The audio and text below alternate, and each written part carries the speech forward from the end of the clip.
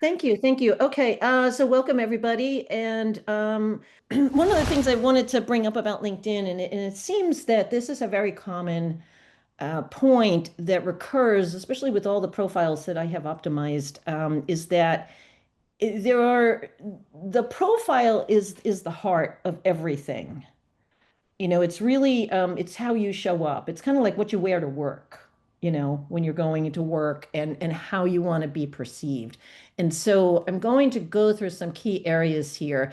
And I have a framework that if you could imagine sitting on a stool, a three-legged stool, and one of those legs wasn't there, you'd be on your bum on the floor.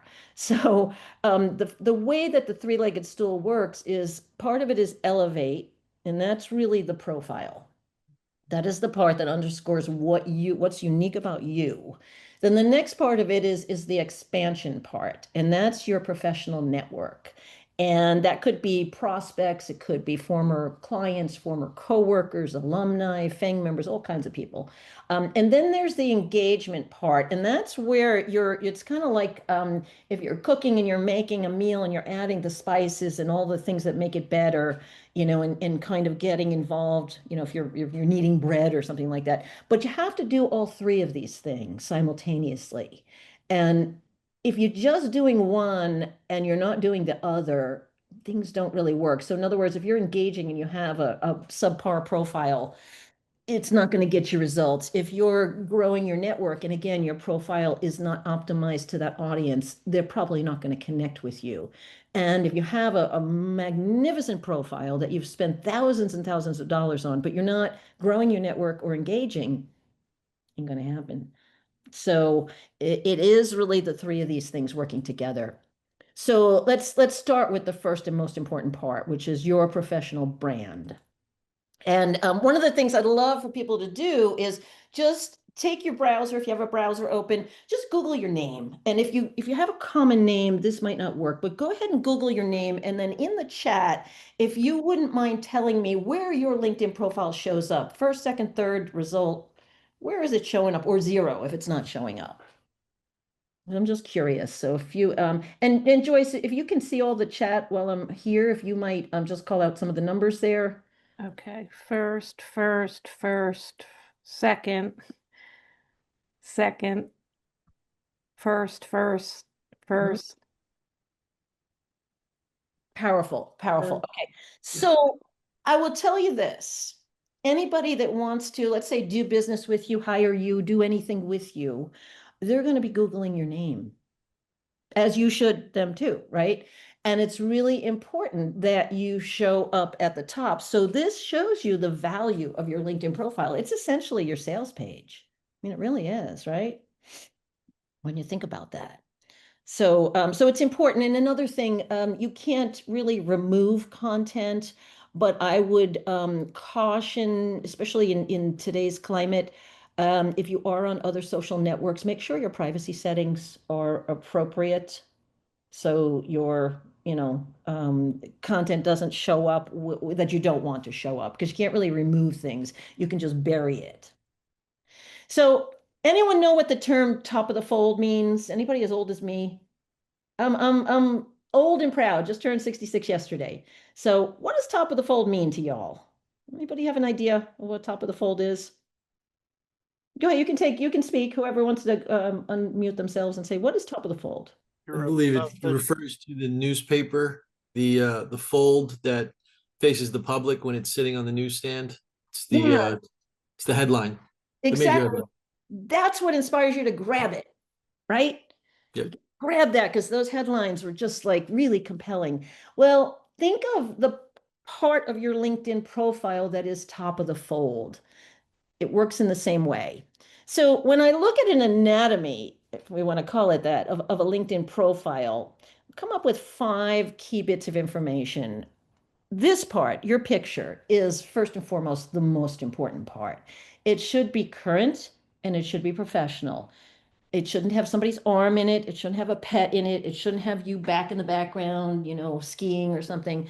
It should really be a professional photo. And you can change it, you can update it. whatever you want to do, but just make sure it is professional. That is the first and foremost, most important part of your profile. The second part is your headline, and I'm going to get into that in a minute. The other part is this, I call it the banner, the billboard, the dressing behind your profile photo. And then there's your contact information, which often goes, some people don't know it's there to update, and sometimes there's old information there. And then making sure that your URL, your LinkedIn link, is personalized to your name if you can do that. And what I mean is getting rid of all those extraneous characters that LinkedIn assigns to it. So that's the first part. Then if you kick it up and make it a little bit more exciting, there's now a new feature called the slideshow that you can add. And if you look at my profile, I think a lot of you are connected to me, you can see it and it actually rotates and it's really cool. And I'll get into that in a second. The featured section is another thing. These are all like, I guess if you were rearranging things, you ever go to a store and you always go to the same place and then they rearrange things. It's like, oh, I didn't know about that, or I can't find that. And you kind of look at things differently. These are sections that you can curate to tell your story. The next thing is your about section, and I'm going to spend a good deal of time on that. And then providing services is another one. And it's kind of interesting.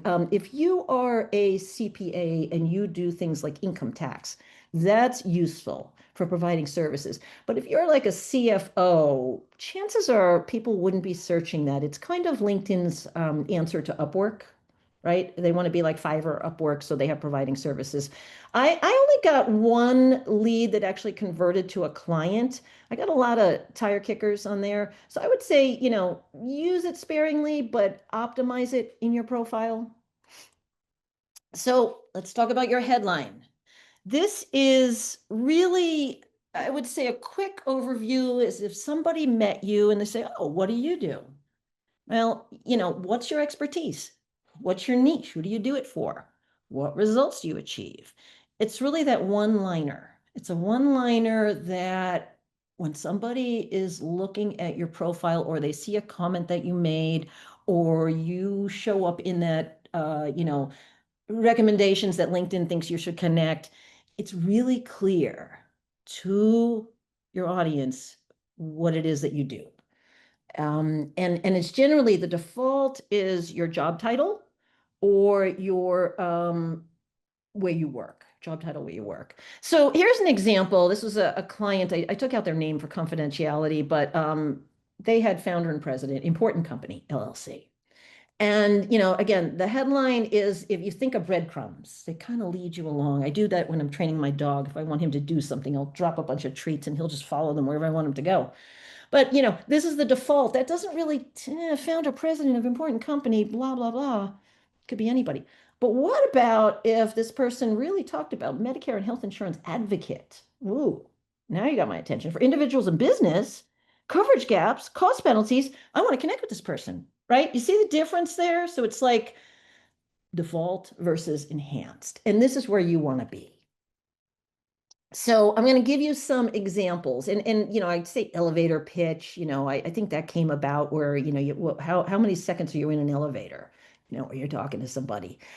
So Victor here, when I was working with him, he had his name in reverse, and it was basically his title, and we worked together, and we put his title to be a bit more informative.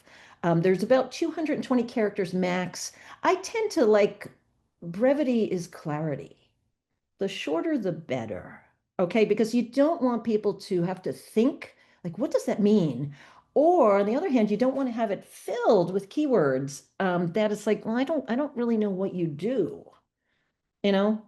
I mean, have you ever looked at a profile? It's like, what does this person do? I don't know what they do.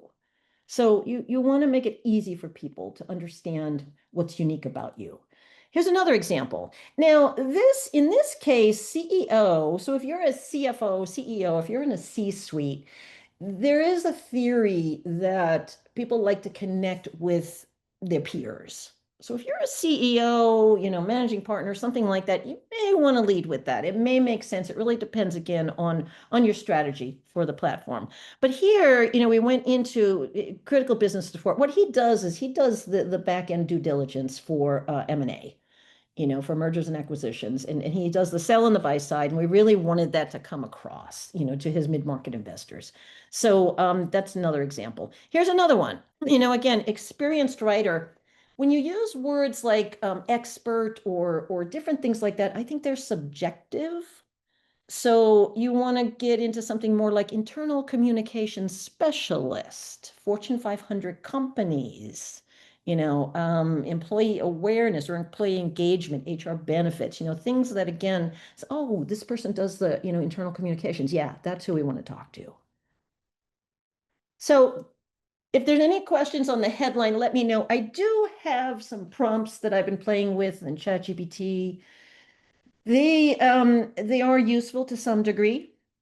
So we'll talk about AI in a little bit. But I I think like every month I change my headline based on what my objective is for that month.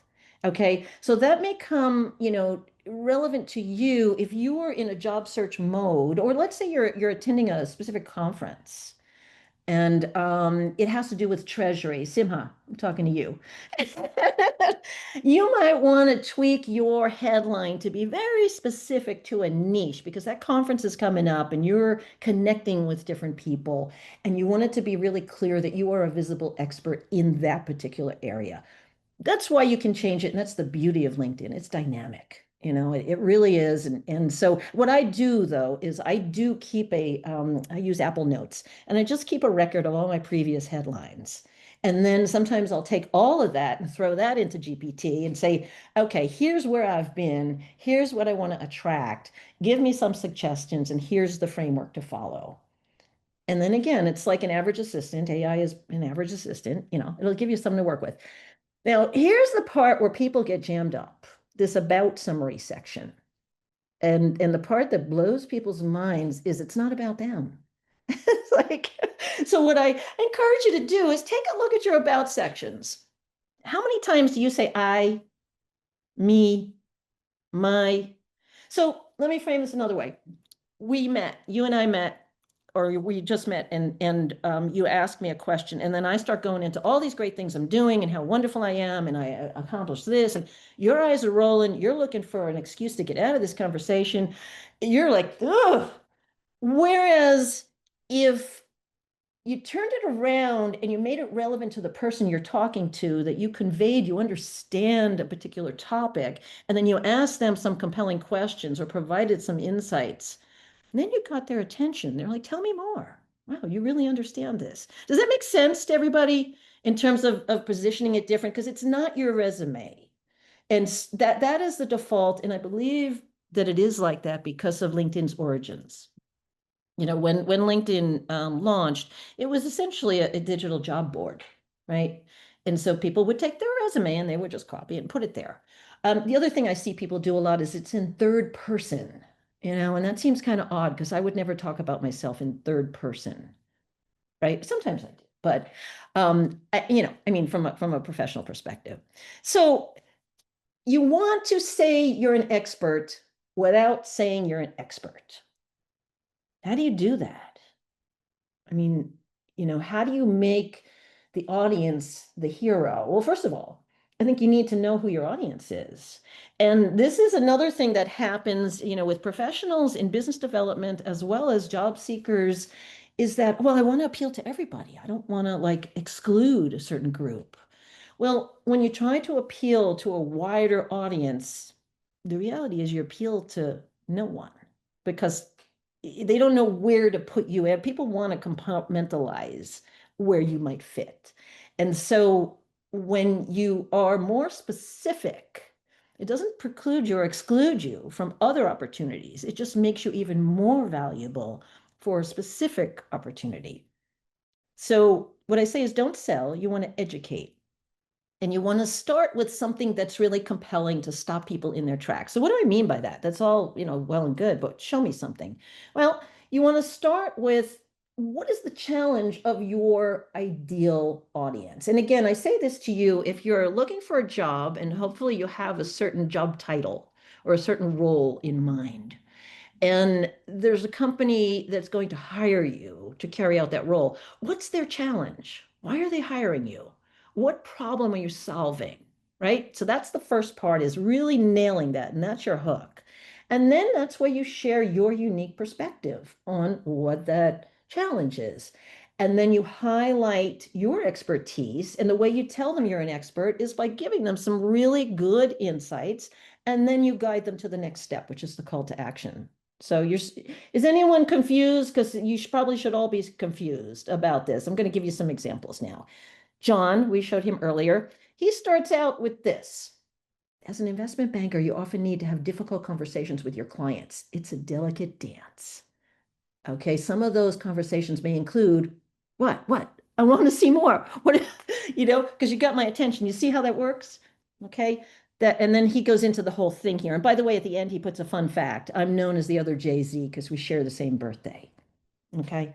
So if there's something funny that you have in there, you want to add that, that's just a little human slice. But you can see here, there's really, I don't see any I, me, my's here, because he gets right into questions that are asked and how there is one we there. Here's how we help them. And here's some of the tactics that we use.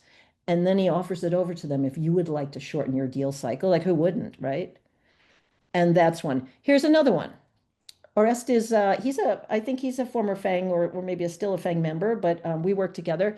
And he's talking to the smart CEO, okay, because he wants to be known as a strategic CFO, right? Not just the CFO that keeps you out of the crosshairs of the IRS, but he's talking directly to that smart CEO, the savvy CEO. And again, he goes into it by saying, here's how the right CFO makes a difference.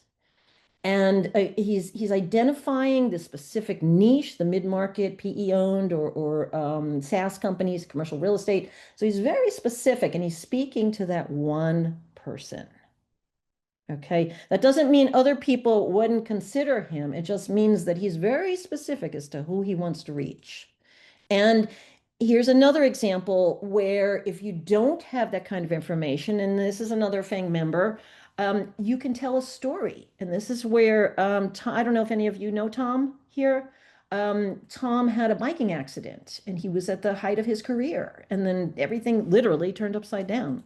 And so we went through the story together of what that meant because he wanted to make sure that he was worried that hiring managers would see that as a weakness, not as a strength.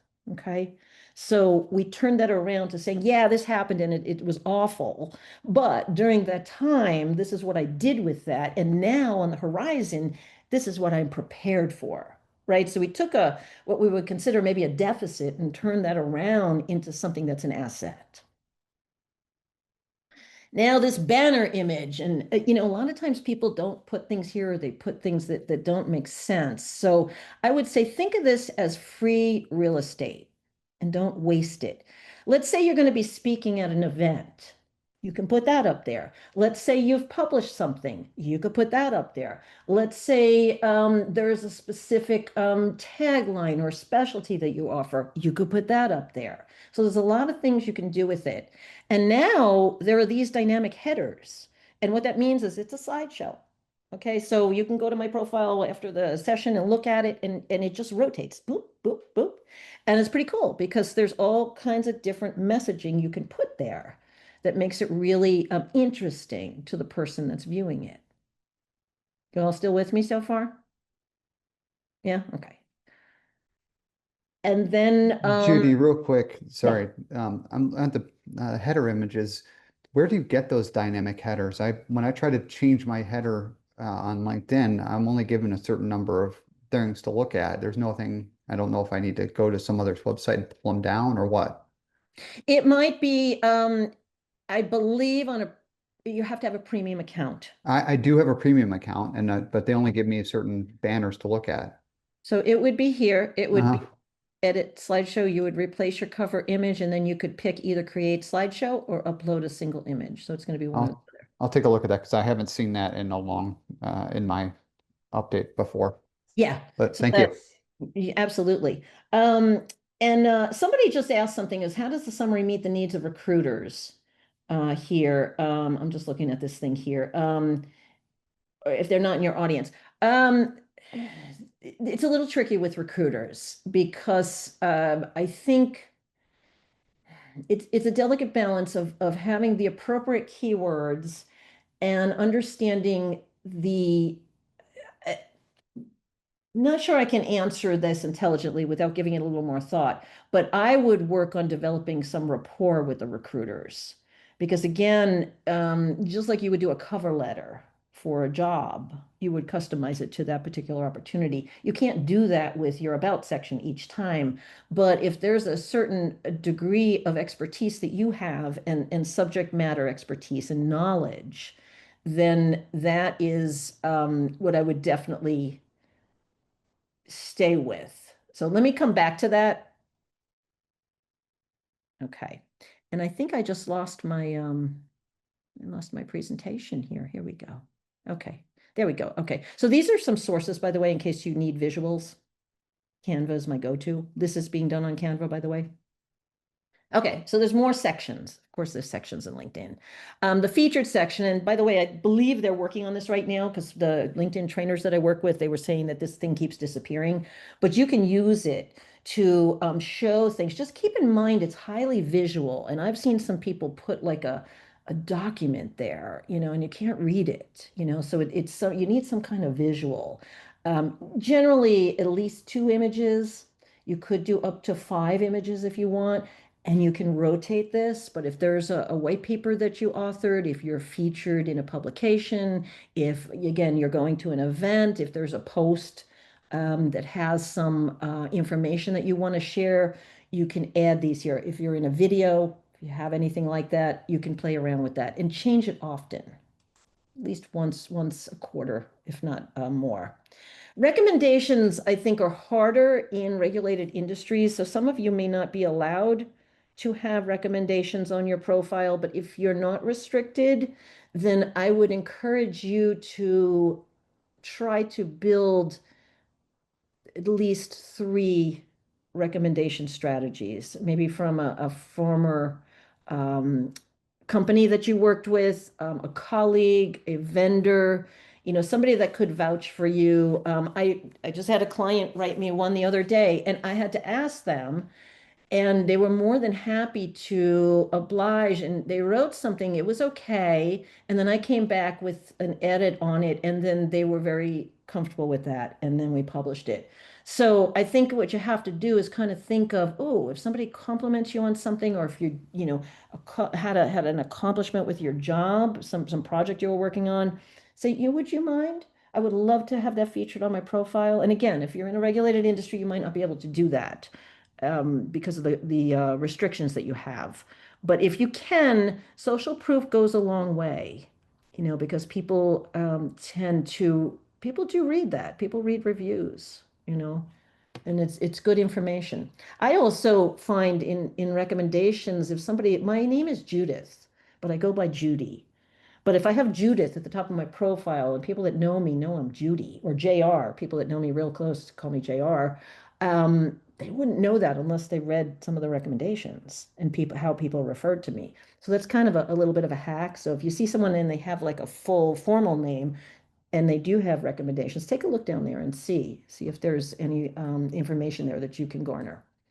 So to recap it, in terms of your profile, think of it going from boring to brilliant. And if you want to take a screenshot of this, welcome to. At the end, I have action items that I would like for you to do. But these are all the things that we just talked about. The next part is expanding your network. And I'm looking at the time, and I want to make sure that we get through the profile audits. So I'm going to talk a little bit about this. Who knows what a Rolodex is? Has anyone seen one of these monsters? I have one of these that's huge. It's like a Ferris wheel. just spin it around. That's who I'm going to talk to. So it really is a modern Rolodex. It's amazing. This was me back in 1979 when I was just commuting from Long Island to Manhattan in my job. And I would find articles in trade publications and I'd rip them out and then I'd address them and I'd send them to people. Snail mail. That's how I built my network. That's how I built it. One thing at a time, something I thought was relevant to them. So in today's modern time, you're not going to be, clipping things off of LinkedIn and stuff like that. But it's really important I always think of, oh, who might benefit from this? Oh, I'd like to share this with somebody, So when you're thinking about your network, there's these degrees. First degree is we are connected, and then everyone that I'm connected to, that you're not connected to, is your second degree. So it's kind of this Kevin Bacon 6 degrees of separation theory. But you want to always grow your first degree network because it adds to your second degree. And when there is recruiting opportunities, if you are looking at job openings and there are companies that you want to work with, and you have surrounded yourself with people within those companies, you're more likely to have that connection. And a recruiter will see that.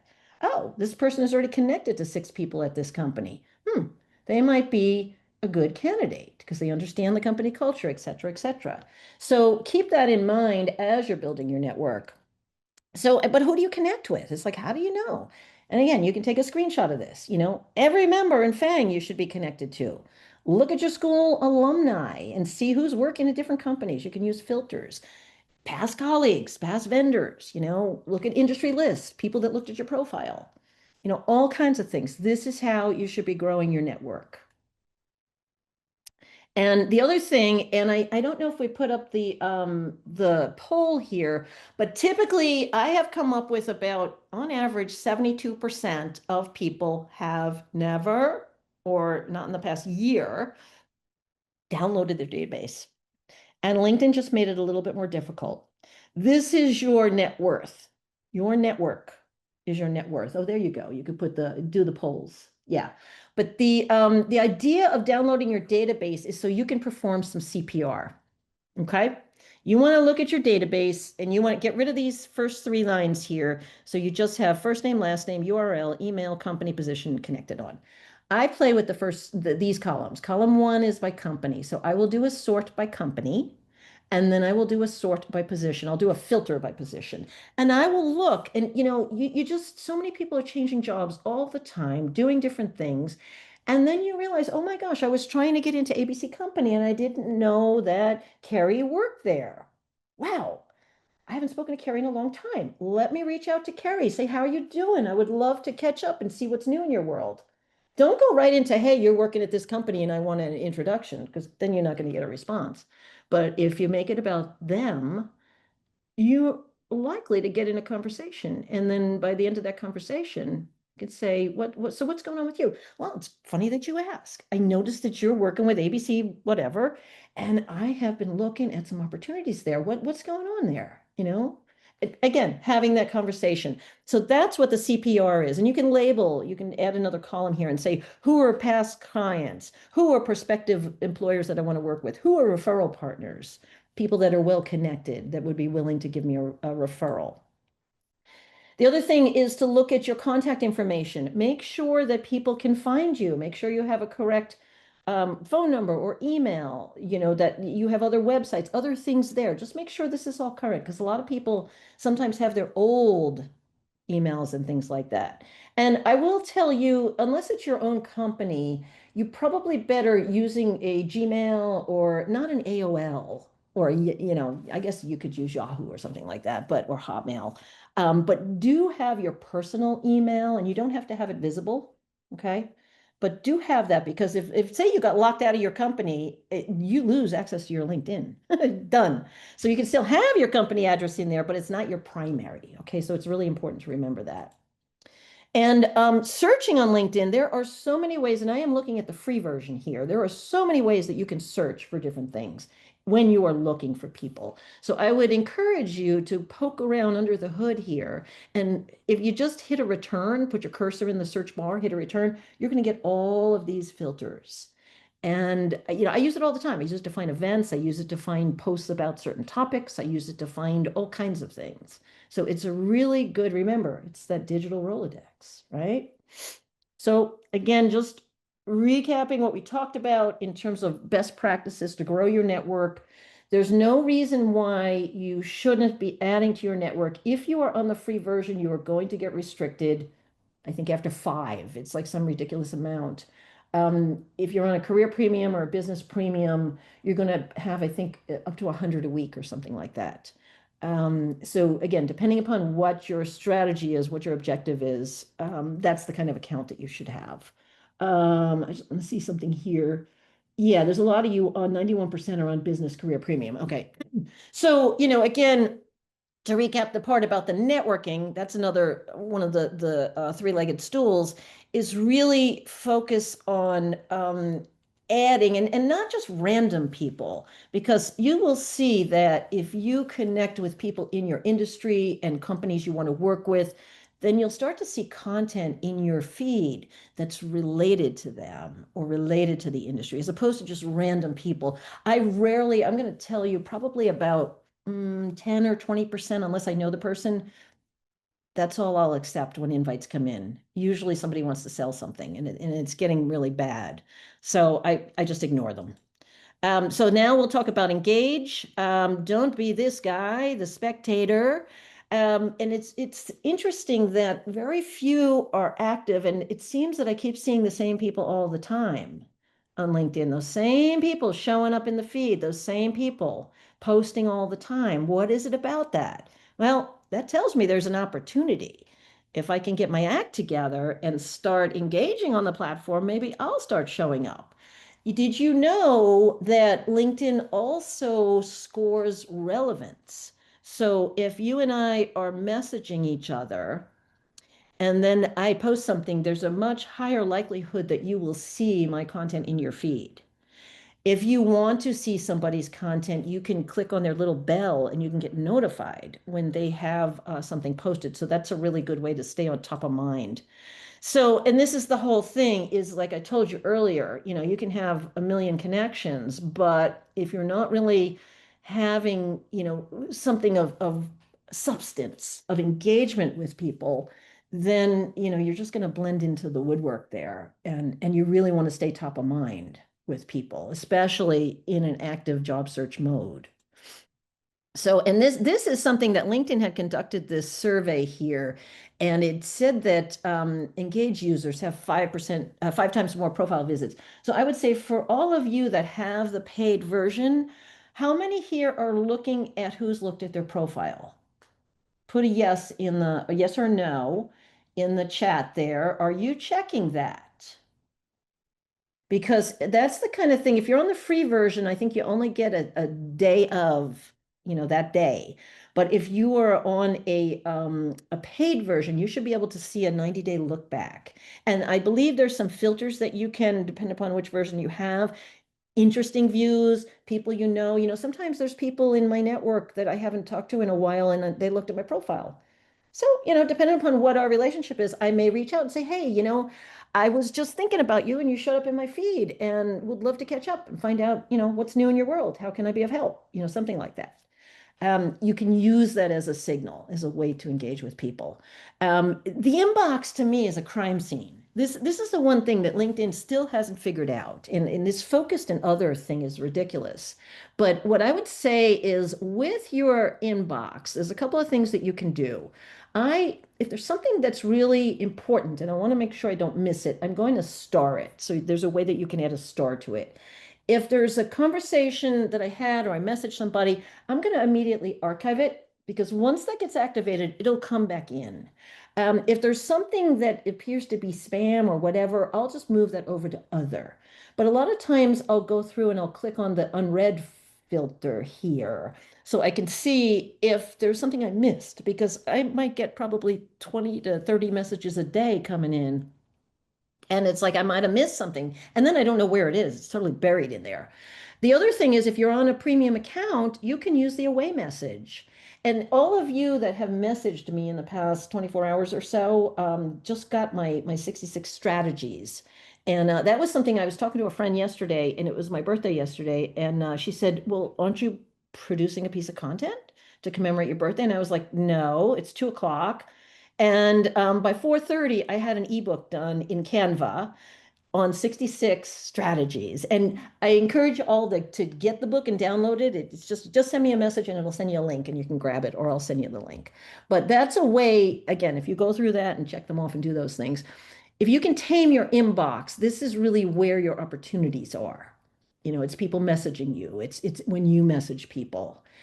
It's interesting. I got a lot of probably over 200 birthday acknowledgments, and I'm going to be honest with you, only about a quarter of that I actually know those people. There's habitual birthday um, notifications, and I look at the history there, and every year they send me the same message. And I'm like, I don't know about that strategy, but when I hear from people that I actually know that I haven't spoken to in a while, it's wonderful. And then that leads to a conversation, but I'm not saying don't do it. I'll say that it's an interesting tactic. So what I would do is if it is your birthday and you do have your birthday visible, set a nice message, because then when they send you a happy birthday, boom, they're going to get a response message. And hopefully it leads to something good. So, and the other thing too is there's a lot of items that I have, like I want to get back to, this is important, whatever. Use the save feature. I absolutely love that feature, because then I can go back if it's a post I liked or somebody that posts something. Because if you see something on your mobile device and then you think you're going to write a comment, then you get distracted and you go to your desktop, good luck finding that. It's gone. It's into the ether. So that's why I use the saved. There are signals. So when you are looking, job changes are a really good opportunity two ways. And that's a 7-day rolling. So if you say every Friday, I'm going to check job changes, put it in your calendar and you will see who in your network. Remember what I said earlier, you want to always grow your network, right? Well, now you're going to see all the people in your network that have changed jobs. And that the two-way opportunity there is they have left something. Okay. So maybe there's an opportunity there. Look at their profile, see where they were before. Take a look at that company, see if there's an opportunity, see if you know somebody there, and then look at where they have gone. Generally, there is a new initiative, there's a new budget, the shiny new stuff the first 90 days.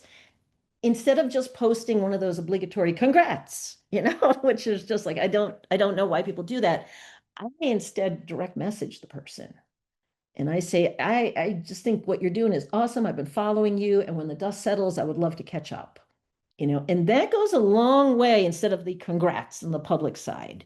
The profile views we just talked about, and then content engagement. And this I mentioned earlier, where you can search for content, but these are what I call opportunity signals.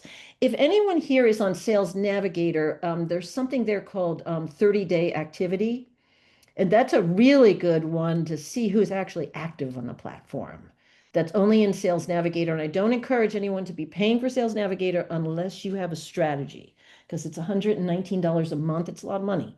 And if you're not using it effectively, then save your money. Just use the premium. Okay. Finding content. I think I talked about that, but there's all kinds of types of content you can find.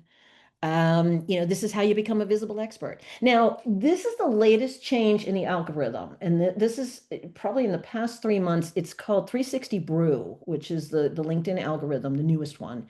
And where they're putting the emphasis now is on engagement. Wow. It's engagement. So it's comments on content. So how does that work? Well, let's say you have 5 people in your industry that write about a certain topic and they post and they get a lot of engagement. If you slide into those posts and you post something that is a really good insight, agree, contrarian, add to it, without hijacking. I would never put a link or bring someone to my page or something like that. But if you do that, you have a higher likelihood of visibility. And again, remember I talked about the headline earlier? Well, they're going to see your beautiful profile photo and then they're going to see your headlines. They know exactly what you do. And if you wrote something that demonstrates your subject matter expertise, you have just piqued their curiosity. And they may click on that and go to your profile. Then you see them on profile views and you're like, wow, this is pretty interesting. This person saw my content. Now they're looking at my profile, and it kind of builds on that. So it is an interesting way to become a visible expert. And the commenting right now and the engagement is really what LinkedIn is valuing in their algorithm. Now let's talk about AI and technology integration. Um, who here is not using chat? Is anybody not using it? Oh my gosh. Here's the thing. Too many people are creating content on LinkedIn and other places, and it's all crap. It's all crap. It's all AI crap. It's not anything of value. It's not in their voice. It's just there for the sake of being there. So, what I say is I actually have engaging conversations when I'm creating content and I'm having a conversation with my AI model, whatever it is. And I'm using it for ideation. I'm using it to find if I had an inconsistency. Like when I made the 66 list, I said, hey, go through this and tell me if I repeated anything. And it found something. Okay, because remember, I had to do that rush thing in an hour. You can train AI to use your voice. You can put in a screenshot. You have to have a paid version if you're going to upload anything. And I encourage you to have paid versions, $20 a month, because if you don't have a paid version, I believe that your default is that your content is being used to train the model. Okay, it's being used. And you have to be careful of what you put there is going to be, exposed to everybody. It's like you're going to put this thing on Times Square. So you want to train your voice at the same time you want to protect your IP. So there's times you can go into temporary mode. But what I would say is, what I would do is if I find an interesting post on LinkedIn, I'll take the post and I'll screenshot it and then I'll upload it to chat and I'll say, hey, I like the concept here and here's what I would like to say. And here are the points I would like you to make. And I give it my input and then it gives me a draft as if I had an average assistant. That's my little intern over there giving me, yeah, that looks good. Or no, not the mark. And you kind of tweak it like that. That's how I use AI, but it's in my voice. I'm writing it. I'm not just, oh, the prompt and copy and boom. And it's like, because I see a lot of that stuff. And I actually called someone out because he always comments on my stuff. And the thing is, he puts emojis in it. Nobody puts emojis in comments. I mean, really? And I asked him, and he admitted, yes, he's using something. And I said, well, how's that working out for you? I mean, are you really converting that to opportunities? No, not really. So why are you doing it? He just does it. So I would say the point of all this is yes, you can use tools and technology to assist you, but I would make sure that it's all about credibility. It's all about trust. It's all about authenticity, and so that's why it's important that you don't become lazy with AI because then you stop thinking, and that's the danger of it. If you get too reliant on this tool, you just don't think anymore, so that's my rant. Sorry, I wasted all that time on there. Now, here's something I want you to take a screenshot of. That is the link. I want you to make sure that you have looked at all of your preferences. Okay, there are things in there that they change all the time. You want to look at your security, your visibility, your privacy, advertising, notifications, everything. And just make sure that things are optimized, that you're visible. Because there are people that have their photo only visible to their first level connections. Well, how does that help if you want to have a recruiter attract you and they don't see your face there? It's like, why do you have that set to privacy? You want to make sure that you don't have there is a setting there where LinkedIn is now using AI to train its models and it defaults by saying yes. So you have to opt out of that and you're going to find that in your data privacy. You got to opt out of it because the default is I wouldn't agree to that. So anyway, these are all the things in your public profile setting. Again, you can copy that link and go in there and change whatever you need to change, whatever your preference is, and just make sure it's all current. And again, you can look at your notifications. If you find a profile that you really like and you want to get notified, you would hit all. You want to make sure that you're checking your notifications. When I log on to LinkedIn, I do not go to my home feed because that is just a waste. It's all promoted stuff and just nothing that I have wanted to see. I look at notifications because I have trained LinkedIn as to what to show me. Here are the people I want to know about. Here's the type of content I'm interested in. And it just takes time over time to just tweak it. But when you get to that point, your experience on LinkedIn is going to be a lot smoother and more efficient. So career transition tactics. Who's here is in career transition? Is anybody in career transition? Yeah, I guess we all are at some point, right? Your profile, your visibility. Now, one of the things I tell people is if you have left your previous employer and now you're not working there, if a recruiter looks at that, that you have to be honest with them. And what I suggest is to create a company page that is your consulting page, because you are now a consultant. You can take on projects, you can do a lot of different things. You may love being a consultant. That's how I wound up becoming a LinkedIn trainer, is, in that transition. But I would encourage you to create that company page and use it. The website for the company page goes back to your profile.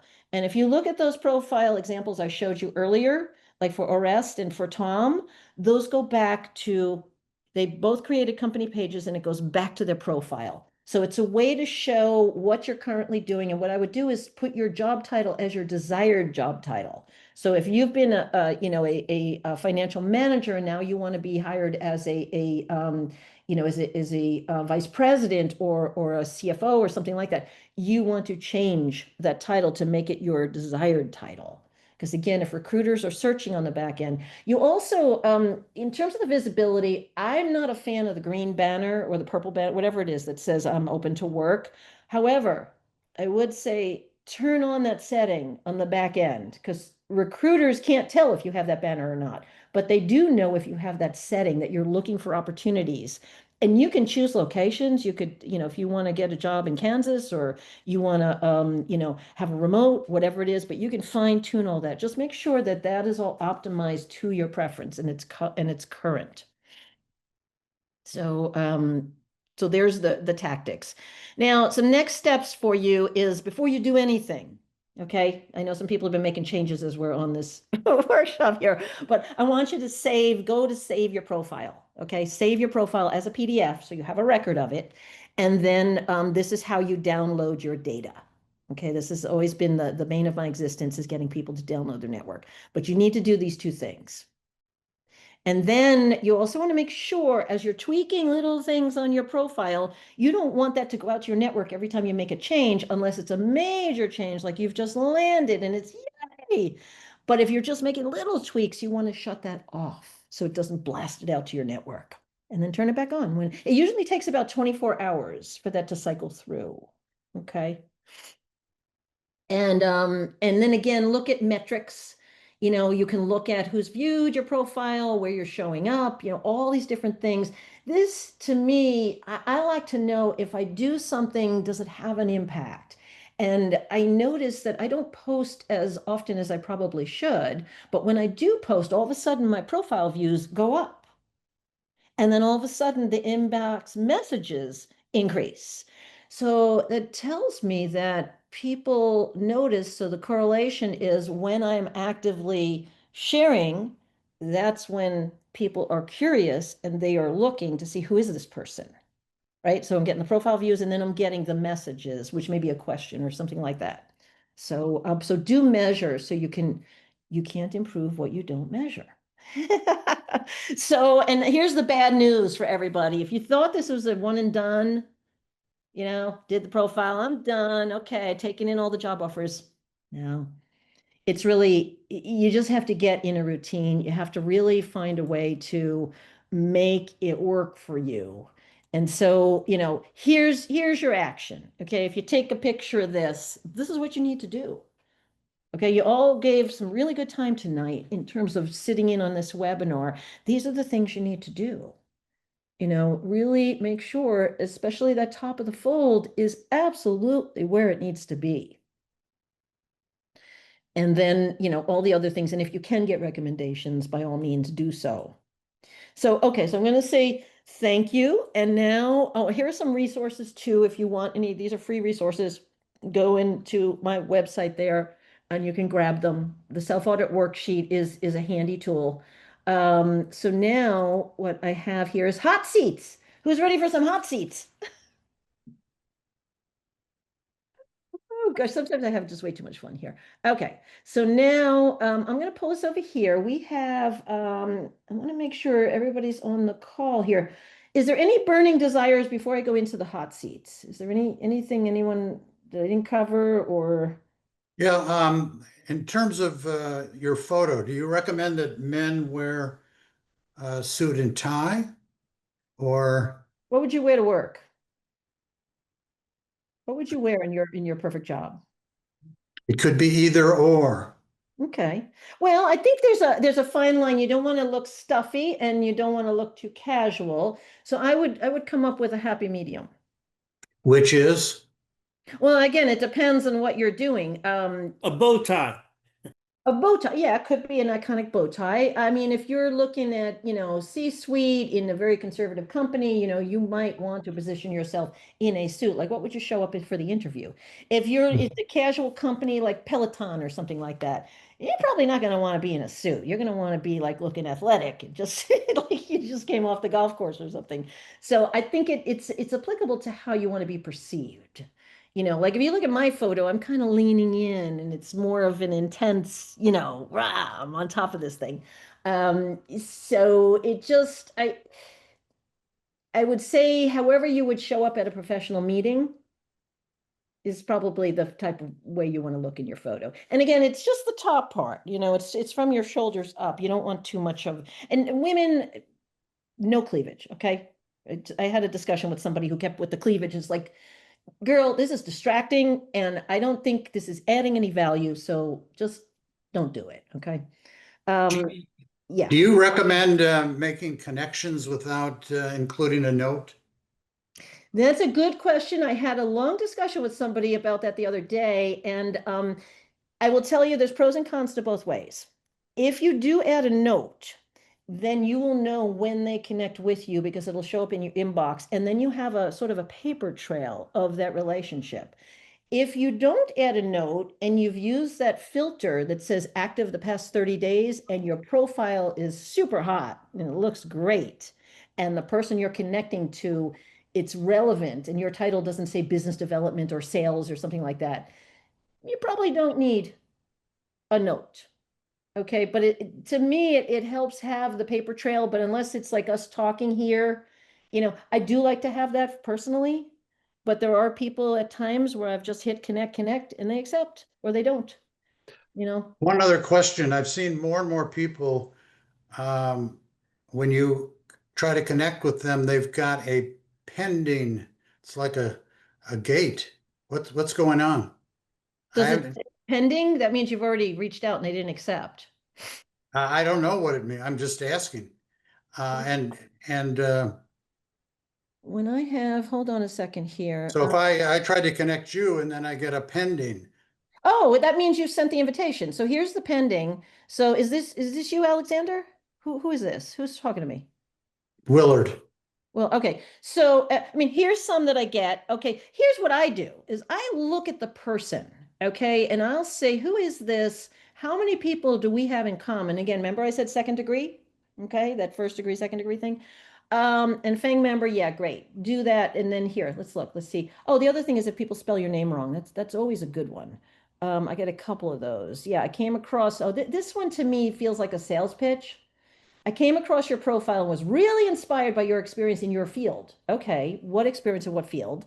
I'd love to connect and learn more about the great work you're doing. Well, now it's a membership consultant, empowering growth, blah, blah, blah. They're going to sell something, right? Here's another one. Hey, Judi, love how you turn LinkedIn profile. And they took that right off, the AI did that. Show more. I'd like to do this, would love to share. Book marketing manager again. So that's where, and here, Judi with a Y. No.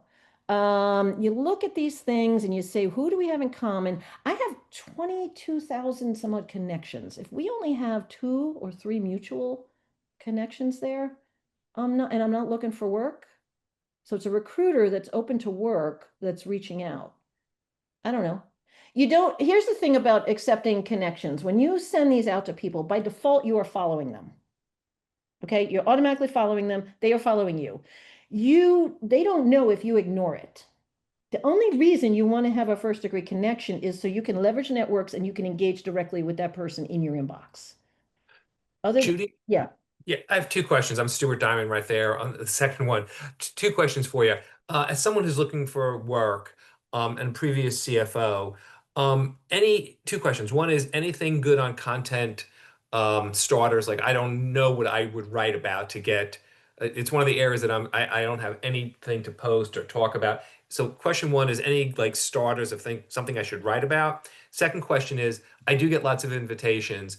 The sales ones I don't do. Anything like I've worked all around the world. I get someone from Indonesia that I know is at a legit company. Anything bad about accepting invitations when I know they're not um, pitching me? Is there anything bad about doing that? So one is content, and the other one's accepting people that I know are not sales pitches, but I have no idea who they are. I worked in a gigantic company before, so I get lots of people that are just reaching out because they're trying to network. Okay, so what I would say is, in terms of content, think about, I listened to a podcast last week. It was a really good podcast. It inspired me to write an article because I really liked the topic. So I wrote about it. I was reading a book. It was really interesting. I attended a conference. I saw something in the news and I had a thought about it. Okay. So that's the type of content that you could Mhm. think about. In terms of whether or not you should accept the So the content doesn't have to be about necessarily your career and where you're going in your career. It has to just something relevant that you think other people would want to hear about. That's where I guess I'm getting lost. Yes, that is correct. It would be that. Okay. It would be something that demonstrates your knowledge, subject matter knowledge. So again, the Okay. podcast I listened to was from a top marketing leader, and it actually got some really good feedback. And I didn't do it for that reason. I just really liked what was discussed there. But it was a way to really underscore what they were saying and show that I am up and staying in So tune just to with kind of that. take that a little, like this First Brands company that went bankrupt and had supply chain financing, a lot of CFOs know how dangerous that is. Kind of putting your view like, hey, did you see this First Brands, the supply chain financing? We all know that was kind of so it's something like that. I read an interesting article on it, and you probably want to look into this if you're doing supply chain financing. That's a perfect example. And you can also, if there's posts like LinkedIn will have the news or whatever they have here, Yes. you can add a comment. Oh, Get okay. comments here. So like here, furniture tariffs, like let's say you work for Ashley, and you might want to get into this conversation and add something. Just be careful, especially now with everything so polarized. I would not take any sides on things, honestly, Got it. unless, you want to alienate yourself. But I think that there's a lot of opportunity there. As far as connecting with other people, I look at the profiles. If they're not active at all and they have a very insignificant network, why even connect? It doesn't add any value to your network and it actually diminishes because now there's one more person there that you're not going to be able to leverage. So again, I only connect if they are active on the platform and we have a good amount of people that I respect in common. Got it. Judy, Okay, I have that's super one helpful. question here. So if you connect with somebody and they turn out to be a salesperson and that kind of stuff, you can deconnect from them, right? You can remove that connection. And you can enjoy that. Okay. Oh dear God. No, I had something with somebody was just being a real turd. And it was just like, no, this is not okay. Not only did I disconnect, I blocked them. It's like, no, I don't need this. I don't need this going on. So anyway, Scott, are you in the house? Do we have Scott here? Scott? Yes, I'm here. I'm here. Hey, Scott. Okay. Mhm. So Scott, you are, is it okay to share what, Yeah.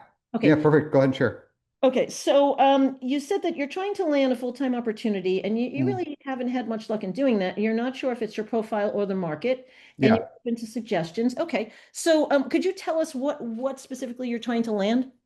So I'm a former private equity backed CFO looking for either a next CFO role or to go back into the banking world as a um, someone in the corporate banking world. Okay, so I think in terms of something that's unique about what if I were looking at a couple of CFOs that had similar background, what would be unique about you? the fact that I spent 20 years in corporate banking before becoming a CFO. I'm not the accounting type of CFO. I'm the person who's come up through the strategic finance arena. Okay, so that's what I would communicate here, not your typical CFO background coming from corporate world or something like that. And again, that's where I would use some AI to help finesse that wording. But Okay. something that's really clear, so the question for everyone here to ask themselves is, if I am on a par with two other people that have similar backgrounds, what's unique about me? Why me over somebody else? And that's what I would put in your headline. Then the next thing I would look at is, and by the way, good that you have your connections open. That's something that people have been, they make it private because they don't want people stealing their connections. The reason why you want your connections open is, look at this. I'm going to look here. I'm thinking of hiring you for an opportunity. And I'm going to see, who do you know that I know, first of all? Who do we have in common? Now, who do you know that I'm not connected to that I might want to make an introduction or connect with?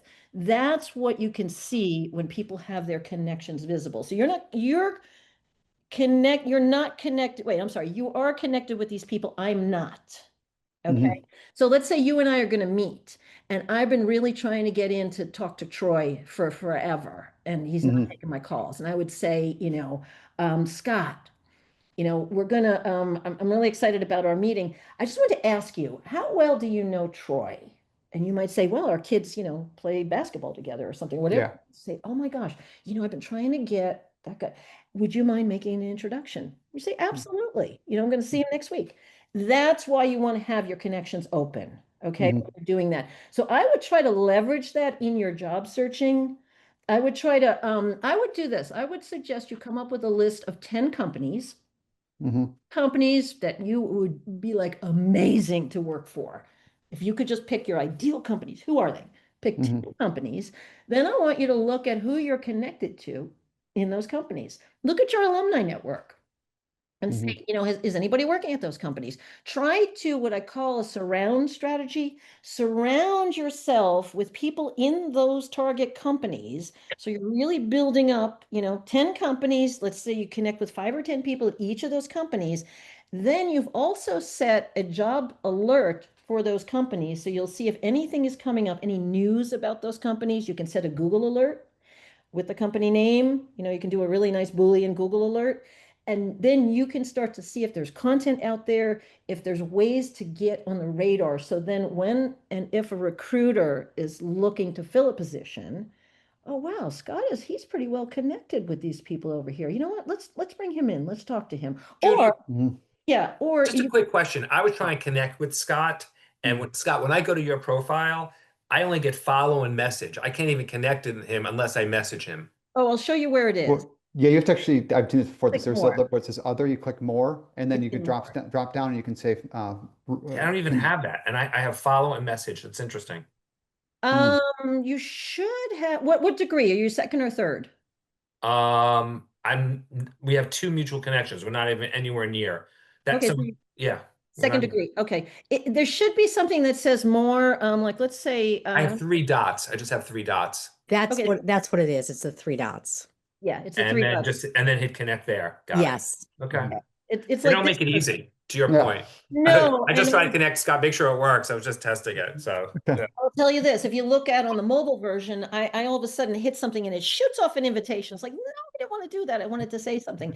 So be careful. It's the opposite on mobile. So that's the first thing I would do, Scott. I think that's a great picture of you. It shows power and authority. It's really good. This is a good background. I mean, what can you not love? New York City, background there. Well, interesting. I wanted to point this out to other people. I used AI filter to create that headshot. There was a headshot thing that I literally took a picture of myself and gave it to them, and they created all new other outfits, different shirts, different suits, different backgrounds, everything like for like 30 or 40 bucks. So You do realize, and I think that's excellent that you did that. Uh-huh. You do realize your image is now in their database. So I you do, can yeah. put up an ad or something, or Yeah. one of those porn sites, Hopefully not. That would be pretty scary, but yeah. Recognize the guy. No, I'm kidding. No. So then, okay. So you got that. Let me see what else here. You got this. Okay, I help. So this is again more of a CV as opposed to turning that around and Okay. talking about, again, talk to that one, let's call him a buyer. Okay. Mhm. Person that's going to hire you, that's your buyer. Okay. Mhm. So how do you talk to that buyer and convince them you're an expert without saying you're an expert? That's your assignment. So Okay. that's where you start with. And if you go to John Ziegler's profile and you look at what he says, he hits that pain point. So what do Mhm. you think is the biggest problem facing, that ideal target? That's what you lead with. And then you provide some insights. And again, looking at the examples that I gave you, is here's some strategies you can use to solve this problem. And working with clients, these are things we have done or I have done. Mhm. Bum, bum, bum. I'd love to talk with you about, yeah, how you get passionate to playing. Is there something funny about you? Are you a marathon runner? Have you lived in 7 countries? I mean, something that's kind of a little, you know, I don't know. I'm sure there's something funny about me. I just You don't know could what, put what that it at the would be. end. You could just say, like John Z, Jay-Z says, Yeah. we share the same birthdays, whatever. Yeah. But again, so you're getting in your keywords, but you're not saying, I did this and I spent Mhm. this, and it's like, okay, I'm not going to read that. Okay. Yeah, I think I have an executive bio that I've used to create something that has more of it, pop doesn't, regurgitate my resume. It talks about hands-on operating services as well as being in accounting. So yeah, I'll update that. Thank you. Remember, the about section is about what can you do for me? Hmm. It's about me. I want to read this and I want you to be speaking to me and not about you, but it is Okay. you. Is that like totally confusing? It is confusing, but it makes a lot of sense when you think about it. It does, because when I read it, I want to see myself in that story. Hmm. Yeah. Okay. And I have this problem. You clearly understand that problem. Hmm. Okay. Here, oh, and you're sharing some tactics that you've used to solve that problem or some questions that I should be asking. And then you tie it back together with your experience, your 20 plus years. In the course of the past 20 years, I have done da da da da da da da. Would love to talk with you about your challenge or something like that. Okay. Okay. So Yeah. Makes now, sense. yeah, going through here, this is cool. This is very nice. And you've got your CFA, which is great. And anybody here that has gone through the rigorous, whatever's involved in getting these credentials, by all means, put them up there. Mm-hmm. Okay. It's something to be proud of. And that is something that is searched for. Okay. This is good. You've got a great network here. When's the last time you downloaded your database? Be honest. It's about a year ago. Yeah. You know how many people changed jobs in the past year? Probably 90% of those followers. Okay, so there's that. And now you have your list of your Mm-hmm. dream companies. Now Mm-hmm. you're going to do a search on that download and you're going to say, oh my gosh, so and so is working at this company. Yeah. Okay. Wow. You know, that's why I'm saying you got to work all these things. So now here your post, you're active a month ago. Let's see what you got here. I'm sorry. I'm using a VPN right now and it's slowing everything down. Wow.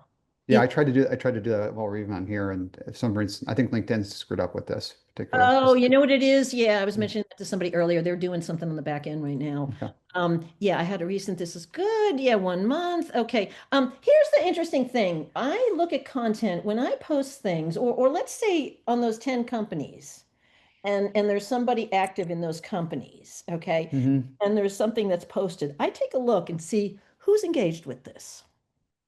And who do I want to connect with? Because this is showing me people, we both know Troy. Mm-hmm.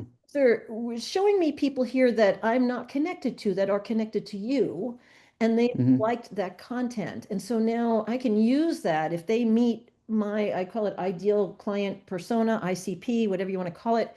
But if they fit that criteria, then I can reach out to them, say, you know what, I really I enjoyed that post that Scott shared about XYZ, try to make it sound sincere.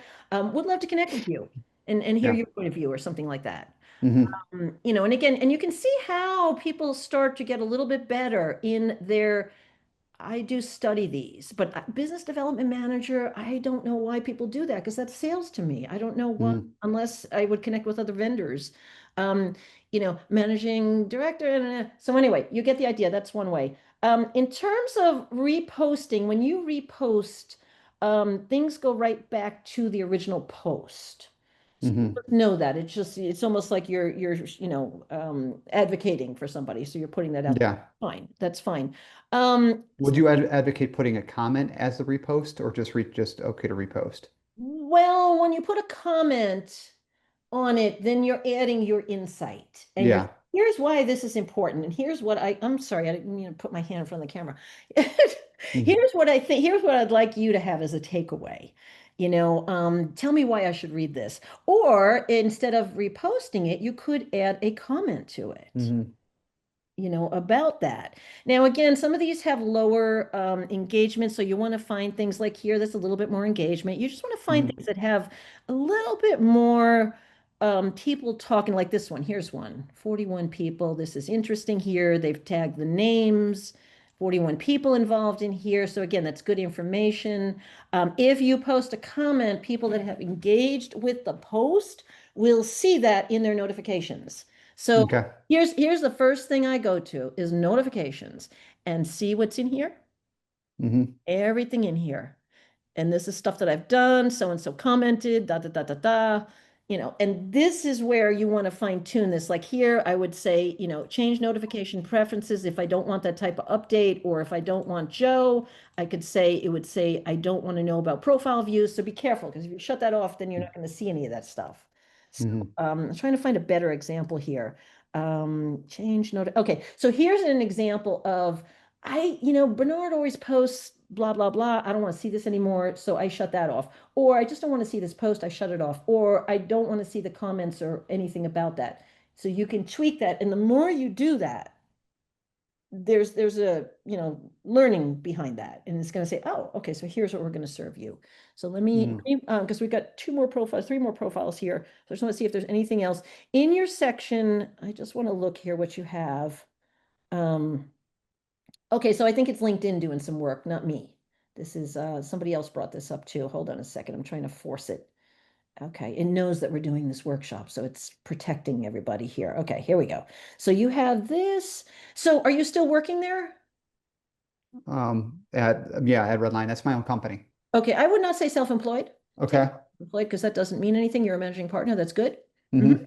And you've got, look at you, you created the page. Yep. Oh, I love it. And your website, is that really the website of your company? Yes, it is. That's fantastic. Mhm. I think that's a great example of how you can strategically use. If you didn't have a website, I would link it back to your profile, but that's fantastic. Just don't say self-employed. Okay. Um, And let's see what else you have here. These are all connected. You've got a really good background here. You should be connecting with everybody at these various companies too. So Mhm. look for those target titles, look for the target companies, and continue to connect people. You're on a paid account. Yes, you're a premium Yes, account. premium. It's interesting. It shows a premium, but every time I try and do the banner thing, it says I have to upgrade to premium. So something's wrong.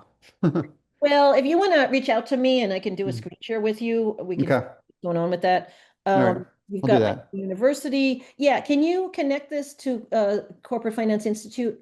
Go and find their Yeah, I yeah, will. do connect that, because then again, that's another thing a recruiter will look at. Hmm. I want to find people that have this credential. And if Yep. it's not connected to that, you're not Hmm. going to come up in that search. Yep. You got projects. This is fantastic. This is really good. You have a good example here of putting the licenses in here. So yeah, both anywhere that it says that, please connect that. Yep. Okay. Um, And then I also have recommendations too. don't you do it. My dog is teasing me now. He's doing this with the time. He's like, hey, this is my time. No, buddy.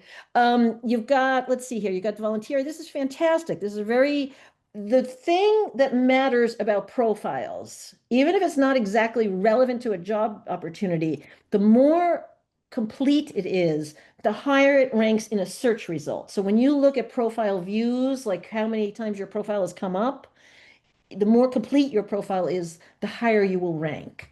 Okay. The other thing here, you've got 100 skills, so you've got, oh, it's not showing them anymore. That's interesting. That's new. Oh, they're doing something with skills. It just disappeared. I will have to come back to that because I don't know why that's doing that. You've got language. I mean, you get all of this is really, really good. What I would really focus on is think about the type of content that you're sharing Uh-huh. and make sure that you're demonstrating your expertise. Really fine tune this here so it's very clear that what makes you special. Hmm. I want you to take time to come up with a list of 10 companies that are your Okay. dream companies and start to connect with people. Hmm. And you can use Yep. those filters. And again, just throw your cursor in here and do that. And boom, you got all these different things that you can use all the filters. Okay. Great. All right. Thank you so much. This really helped. Thank you. Okay. So now is Ella here? Ella. Ella, where are you? I think she had to leave. She'll call you or tomorrow. Okay. Iona is in Paris. It must be like 5 in the morning there or something. No, it's 2 in the morning. Hello. Iona, are you here? One. Yes, I'm here. Oh, you Hello. are so amazing. So, and by the way, this is what I was going to show you. When you're connected to people, you see that little bell. If you want to get everything they post, that's when you click all. Otherwise, LinkedIn sends what's relevant. And if you don't want to see anything they post, then you click off. Okay. So, Ayala, you said you want to increase your visibility. Yes. You are transitioning into fintech, SaaS, due to broker-dealer needing, you had some FinOp controller, non-existent in the Bay Area. Okay. Your gap in employment feels okay to having a criminal record. Okay. Um, you made me laugh when I read that. Okay. So a couple things I would say here. Let's take a look at what you got here. Is this all current, by the way? Yes. Okay. One thing I would say on birthdays is only have it visible a week before your birthday and a week after your birthday, and then make it private. Okay. And And that's how do I do that? it's in your Sorry, I'm very novice on this. It's going to be in your settings. You're going to see a little pencil here and in your contact information, and that's where you're going to be able to, in all those privacy settings, you'll see that. And Okay. worst case scenario is I type in Google, how do I make my birthday private on LinkedIn? And then it'll Yes. give you the steps. So that's the first thing. And the reason I do that is because, for identity theft or whatever, it's important that certain information is only visible, when you want it to be. Are you in Paris? Yes, I am. You are, okay. I just want to see one thing here. So you have your profile. Is there a website or anything? Are you No, with the company? No, okay. no. Your home, is this international here? It's the French number. I need to put the country code. Okay, yeah, you probably want to, I mean, in case somebody were to call you. Okay, and you have your Gmail, so that's good. Is this clear with what you want to be considered for global controller, mergers, acquisitions, big four, multilingual? Again, I'm looking at what is making you unique compared to, and where are you? I'm not seeing you here in the, I well, I'm different tonight that's fine. than Don't worry from about that it. picture, let's I say. get it. I get it. Well, you got to make sure that you look like the picture because Usually yes, but this hour no. you don't want to show up. Somebody commented I had long hair up until about 3 weeks ago, and then I got to cut short. And someone said, "Oh, now I match my picture." That's my haircut.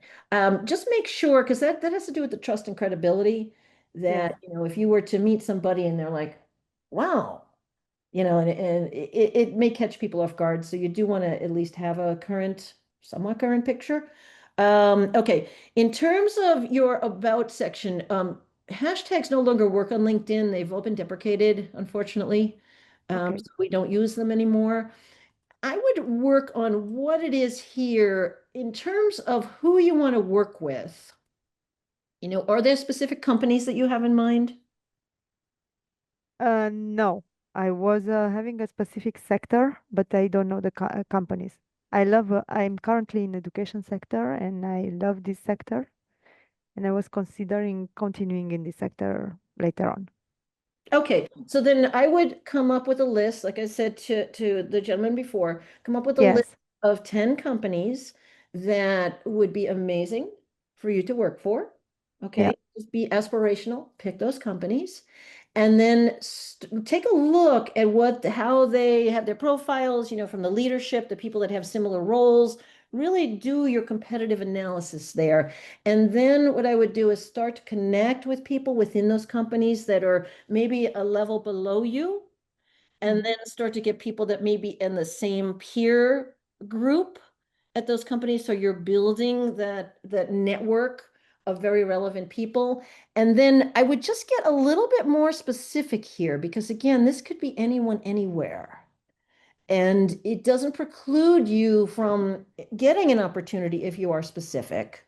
But if you're not specific, then I think that it doesn't make it easy for people evaluating your profile to see if you would be, relevant for one thing or another. Because expertise is really, people like niche expertise. They really. Okay. Now, I'm not sure, I'm glad that you have this here. I'm not sure, keep it simple, how that relates to this. Is that in terms of your work, or is that Yes, it's kind of well, nowadays it's quite complex. okay? What I just switched from consolidation to integrations, financial integrations in my role, Okay. and all the time, what I realize is that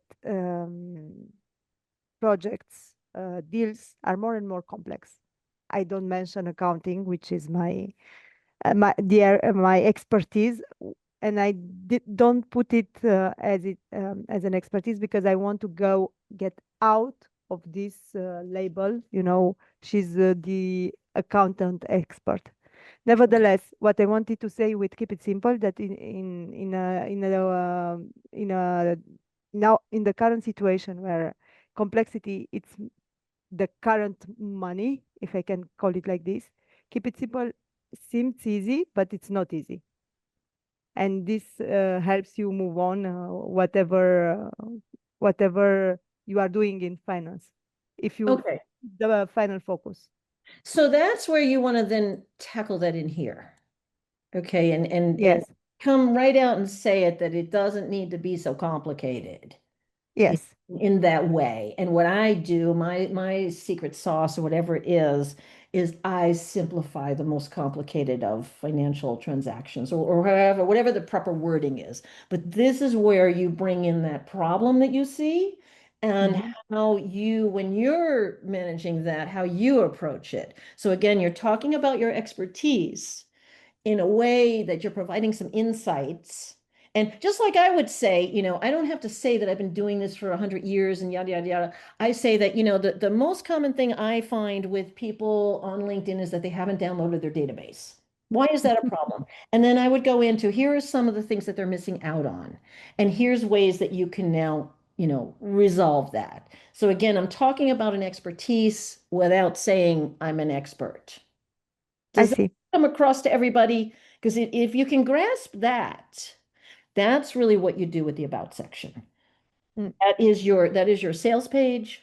It's not your resume, because you can always send them a resume.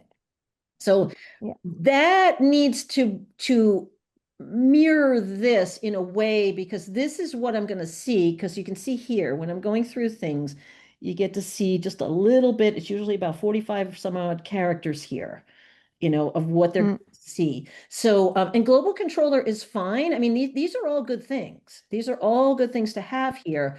But again, it's international expertise in solving complicated problems, or like, what is the result that you bring? What is it that you bring that is unique, that you can close the loop in that headline? So if someone were to say that, otherwise, when it's generic, it's almost like not saying anything, because it's generic.